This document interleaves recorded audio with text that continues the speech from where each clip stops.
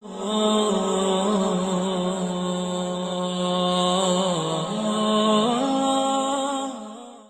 سے گزارش ہے کہ حدیثوں کو مکمل سنیے گا، کیونکہ یہ نیک کام آپ کے ساتھ آپ کی قبر میں جائے گا۔ ہم 2 یا 3 گھنٹے کی مووی دیکھ سکتے ہیں، کیا ہم صرف 10 منٹ اپنے اللہ اور نبی صلی اللہ علیہ وسلم کو نہیں دے سکتے؟ ہدایت القاری شرح صحیح البخاری جلد نمبر 1 حدیث نمبر 251۔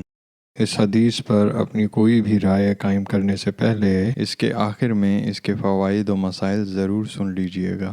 شکریہ۔ اعوذ باللہ من الشیطان الرجیم، بسم اللہ الرحمن الرحیم۔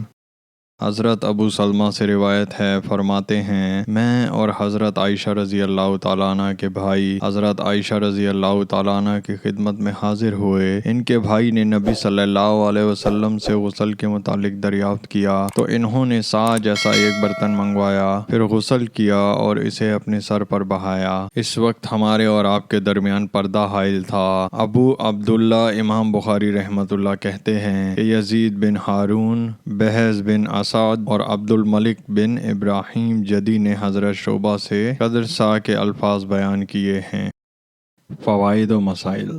روایت میں ابو سلمہ سے مراد عبداللہ بن عبد الرحمن بن عوف ہیں، جنہیں ام کلثوم بنت ابی بکر رضی اللہ تعالیٰ عنہ نے دودھ پلایا تھا۔ اس بنا پر وہ حضرت عائشہ رضی اللہ تعالیٰ عنہ کے رضاعی بھانجے ہیں۔ اور دوسرے شخص جو حضرت عائشہ رضی اللہ تعالیٰ عنہ کے بھائی ہیں، ان کے متعلق محدث داودی کا خیال ہے کہ وہ عبد الرحمن بن ابی بکر رضی اللہ تعالیٰ عنہ ہیں، جبکہ بعض نے کہا کہ وہ طفیل بن عبداللہ ہیں جو حضرت عائشہ رضی اللہ تعالیٰ عنہ کے مادری بھائی ہیں، لیکن یہ اس لیے صحیح نہیں کہ روایت میں اس بات کی وضاحت ہے کہ وہ حضرت عائشہ رضی اللہ تعالیٰ عنہ کے مادری بھائی ہیں، لیکن یہ اس لیے صحیح نہیں کہ روایت میں اس بات کی وضاحت ہے کہ وہ حضرت عائشہ رضی اللہ تعالیٰ عنہ کا رضاعی بھائی تھا۔ امام نودی رحمۃ اللہ نے کہا کہ وہ عبداللہ بن یزید ہے، جیسا کہ مسلم کی روایت میں اس کی وضاحت ہے۔ ممکن ہے کہ ان دونوں میں سے کوئی ایک ہو یا کوئی دوسرا، واللہ عالم۔ اس حدیث سے عملی تعلیم کی قدر و قیمت کا پتہ چلتا ہے، کیونکہ عملی تعلیم جس قدر اطمینان بخش ہوتی ہے، قول اس درجے میں نہیں ہوتا۔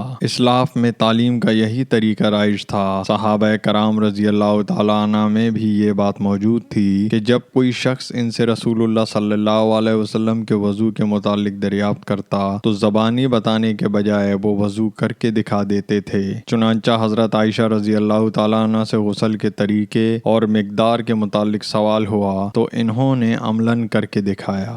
اس حدیث کی آڑ میں منکرین حدیث اور رافضی بہت اعتراض کرتے ہیں کہ اس میں عریانیت ہے، کیونکہ لوگوں کے سامنے غسل کرنے کا بیان ہے، لہٰذا احادیث کی صداقت مجروح ہے۔ حالانکہ حدیث میں اس بات کی وضاحت ہے کہ ہمارے اور عائشہ رضی اللہ تعالیٰ عنہ کے درمیان حجاب تھا، یعنی یہ غسل پس پردہ کیا گیا تھا۔ پھر سوال کرنے والے بھی محرم تھے، ایک آپ کا رضاعی بھانجا اور دوسرا رضاعی بھائی تھا۔ چونکہ غسل کر کے دکھانا تھا، اس لیے سر کا حصہ پردے سے باہر تھا اور یہ دونوں محرم دیکھ رہے تھے کہ غسل کی ابتدا کہاں سے ہوئی، لیکن جسم کے دیگر اعضاء جن کا چھپانا محرم سے بھی ضروری ہے وہ پردے میں تھے۔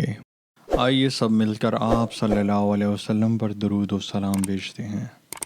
اعوذ باللہ من الشیطان الرجیم، بسم اللہ الرحمن الرحیم۔